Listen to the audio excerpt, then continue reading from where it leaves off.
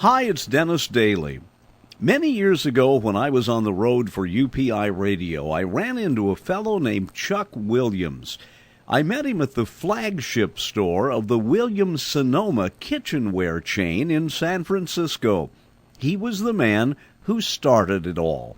Now Chuck has died at age 100, and I thought you might like to go back to the time he and I walked around the store he was very proud of in downtown San Francisco. Hi, everybody. We are standing on Post Street in downtown San Francisco. And it is a beautiful day, as it is this time of year in San Francisco. 150 Post is the address. And this is what you might call the flagship store of the Williams-Sonoma Company. You've probably seen the catalogs and some of the prettiest cookbooks I've ever seen in my life. The man whose name is on the awning here, Chuck Williams, joins us. Last year, we met up with him at the Fancy Foods and Confectioner Convention. I had to learn how to say that in New York City, and we talked about a variety of things. Chuck, thanks for coming down here to talk to us. This is the first of your stores, I hate to say that I've had the time to go to. It's absolutely lovely, and you tell me this is, as far as inventory goes, the largest of the stores you have. It's the largest store. It's very nice to have you here. Well, good to see you again.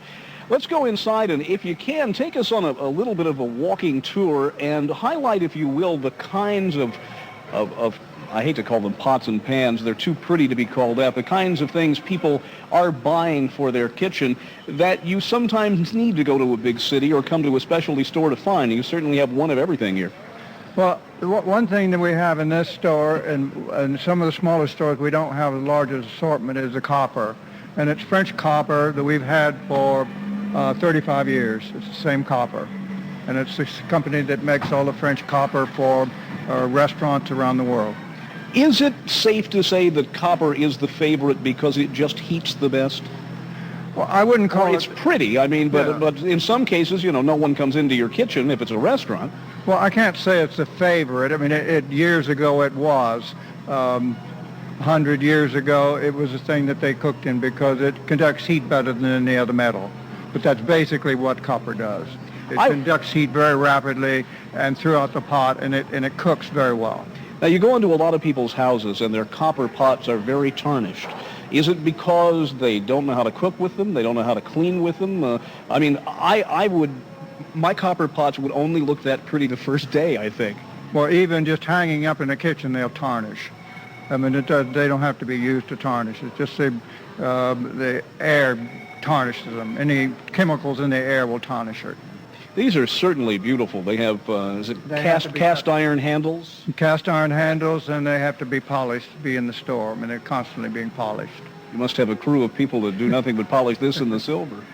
But it's interesting that copper has become almost as inexpensive as some of the expensive cookware. It's just a little bit more. In fact, it's about the same as some of the cookware now, like All-Clad.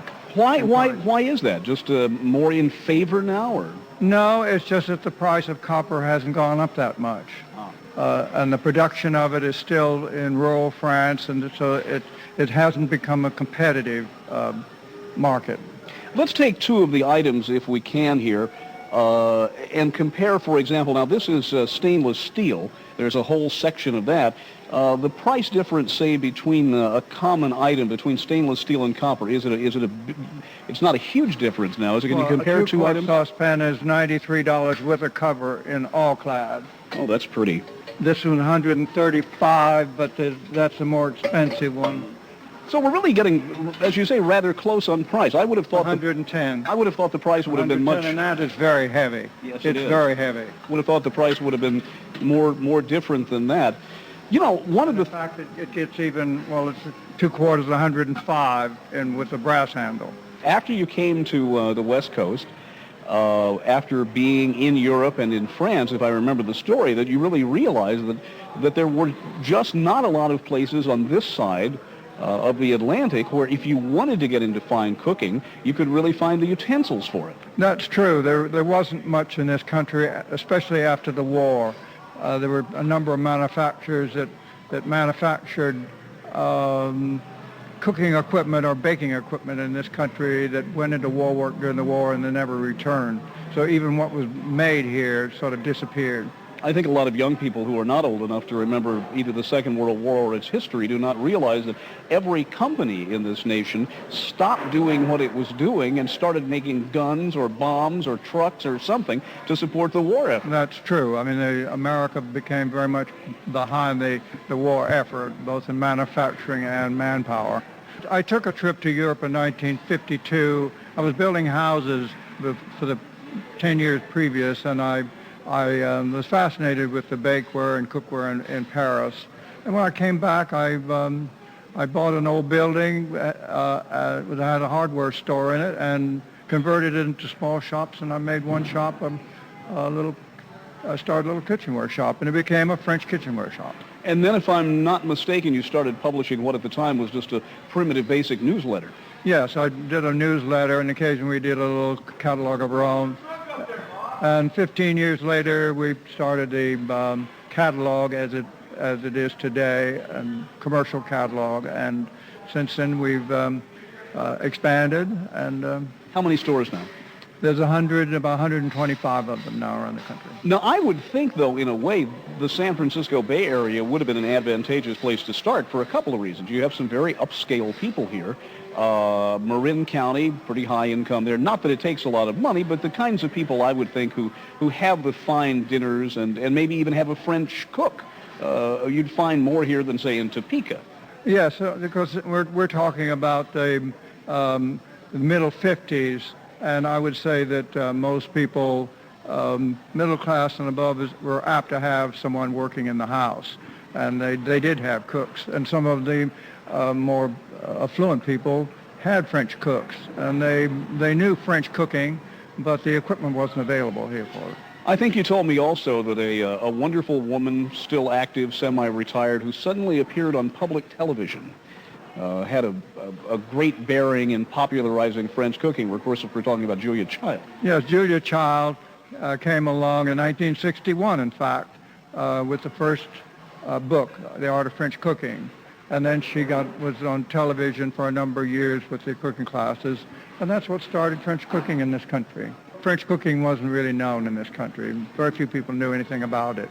Well, now your store is a combination of some wonderful long-term items. You were talking about how many hundreds of years back copper kettles go, but here we have something very modern in plastic, not the old-fashioned wooden one. It's an ice cream maker. Ice cream maker, and there's been a number of things that have changed the way people cook in this country. The food processor, quite a few electric appliances, mainly the food processor.